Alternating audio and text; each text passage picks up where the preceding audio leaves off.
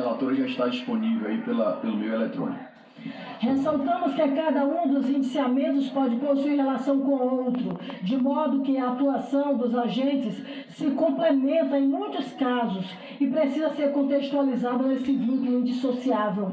Assim, é necessária a leitura global do relatório e dos indiciamentos para integral compreensão. Um último esclarecimento é necessário. Alguns comportamentos poderiam ensejar em uma leitura mais rigorosa o indiciamento do sujeito na prática de atos ilícitos, seja de natureza criminal, civil ou administrativa.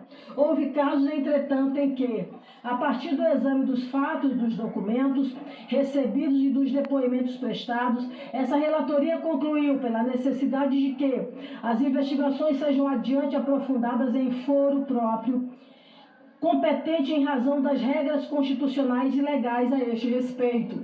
Seguiremos então aqui a citação de cada um dos indiciados por esta relatoria. O primeiro a ser indiciado, Jair Messias Bolsonaro.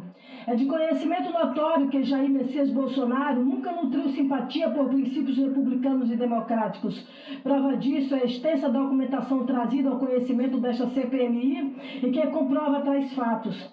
Jair Bolsonaro foi eleito presidente da República e desde o primeiro dia de seu governo atentou contra as instituições estatais, principalmente aquelas que significavam de alguma forma obstáculo ao seu plano de poder.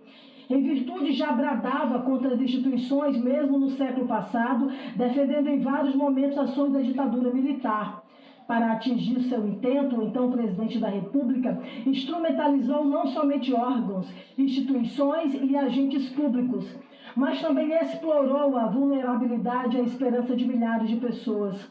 Jair Bolsonaro nunca foi um conservador no sentido tradicional do termo, nunca tendo defendido a manutenção das instituições, a prudência que deveria nortear a conduta verdadeiramente conservadora, nunca havia acompanhado sua figura e dela se manteve distante quando ocupou a relevantíssima função de presidente da República. Visto como figura mítica por seus apoiadores, Jair Bolsonaro se utilizou como pôde do aparato estatal para atingir o seu objetivo maior, cupinizar as instituições republicanas brasileiras até o seu total esfacelamento, de modo a se manter no poder de forma perene e autoritária.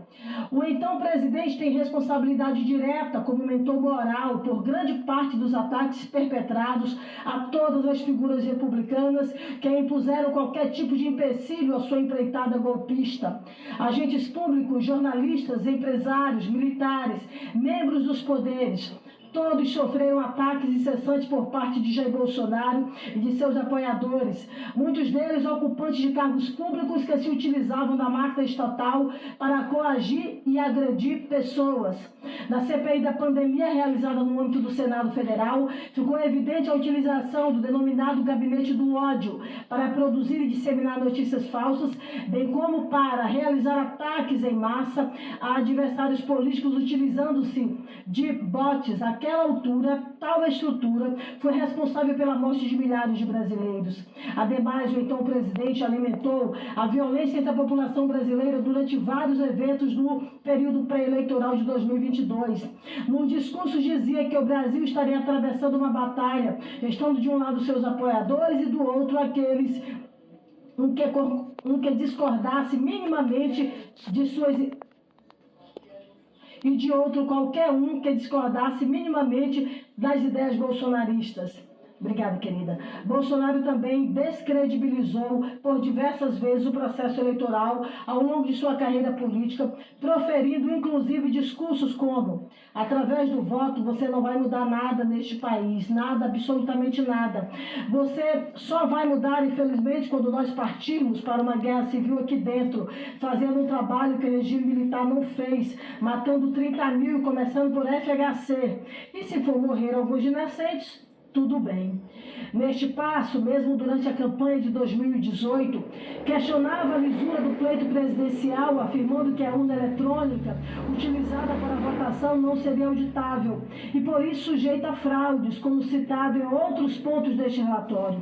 Bolsonaro fez inúmeras lives durante o exercício do mandato de presidente, questionando o sistema eletrônico de votação, ocasiões em que sequer apresentava fundamento técnico ou fático concreto.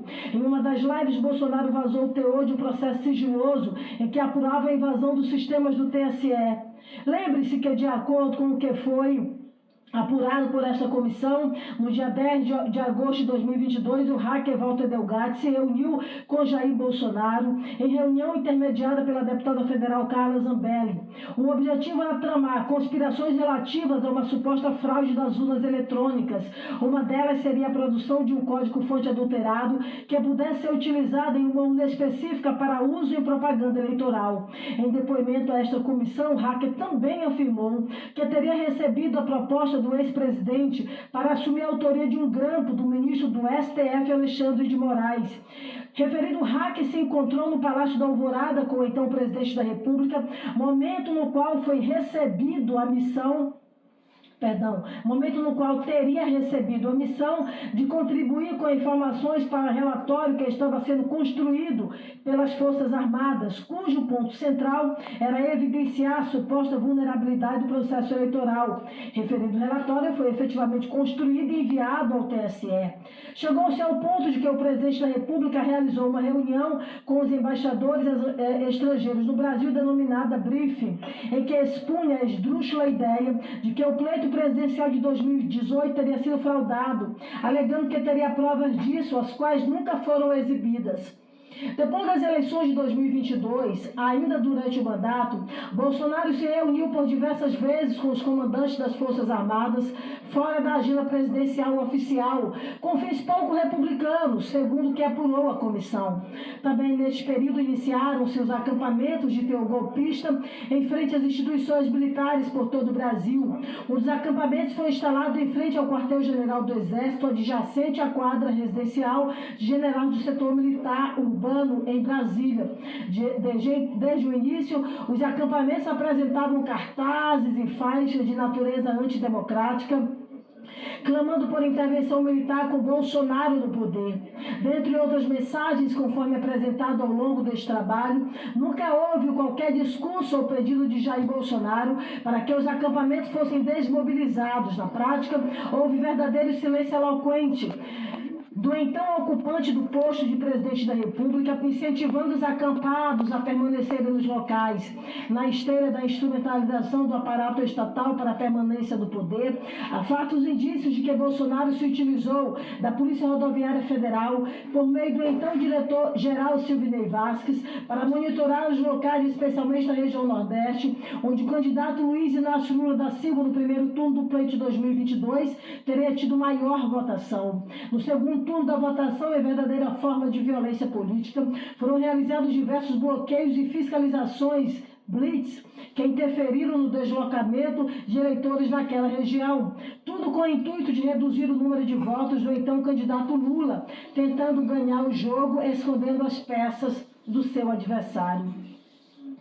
Por fim, noticiado pela imprensa que Felipe Martins, então assessor internacional da Presidência da República, um dos maiores seguidores das ideias de Olavo de Carvalho, entregou em mãos a Jair Bolsonaro uma minuta de golpe, fato que teria sido presenciado por Mauro Cid, então ajudante de ordens de todas as ordens de Bolsonaro. Esses achados foram obtidos por meio de acordo de colaboração premiada de Mauro César Barbosa Cid. Os fatos aqui relatados demonstram exaustivamente que Jair Messias Bolsonaro, então ocupante do cargo de presidente da República, foi autor, seja intelectual, seja moral, dos ataques perpetrados contra as instituições que culminou no dia 8 de janeiro de 2022. Por esse motivo, Jair Messias Bolsonaro deve ser responsabilizado pelos tipos penais descritos nos artigos 288, caput, associação criminosa, 359, violência política, 359L, abolição violenta do Estado Democrático de Direito e 359M, golpe de Estado, todos do Código Penal por condutas dolosas. Seguiremos ao próximo indiciado, Walter Souza Braga Neto, outra figura central no governo de Jair Bolsonaro, tendo sido inclusive seu candidato a vice-presidente na chapa das eleições de 2022, foi Walter Souza Braga Neto, como ministro da Defesa, durante o governo Bolsonaro. Braga Neto esteve presente em diversas manifestações públicas golpistas proferidas pelo então presidente da República, Jair Messias Bolsonaro. Como general do Exército, tinha papel fundamental na a regimentação do apoio político dentro da caserna. Também teria relevante função caso de fato fosse colocado em prática qualquer intentona golpista. Relatos indicam que Braga Neto era considerado como um dos 4 elementos que alimentavam as aventuras golpistas de Bolsonaro. Em 2021, Braga Neto chegou a declarar que as Forças Armadas não estariam dispostas a aceitar votação sem que as urnas fossem auditáveis, como se a elas coubessem qualquer papel de aceitação ou reprovação do sistema eleitoral brasileiro. Após o segundo turno das eleições de 2022, Braga Neto fez parte do que foi denominado como o QG do golpe, uma casa situada no bairro do Lago Sul, região nobre de Brasília, alugada para sediar o comitê de campanha de Jair Bolsonaro à reeleição, e onde se reuniam diversas autoridades políticas. Nessa casa foram discutidas várias ideias de implementação de planos antidemocráticos. O general também respondeu à aplicação do instrumento de estado de defesa para situações não previstas no texto constitucional, mesmo a tese defendida na chamada minuta do golpe, encontrada na casa de Anderson Torres.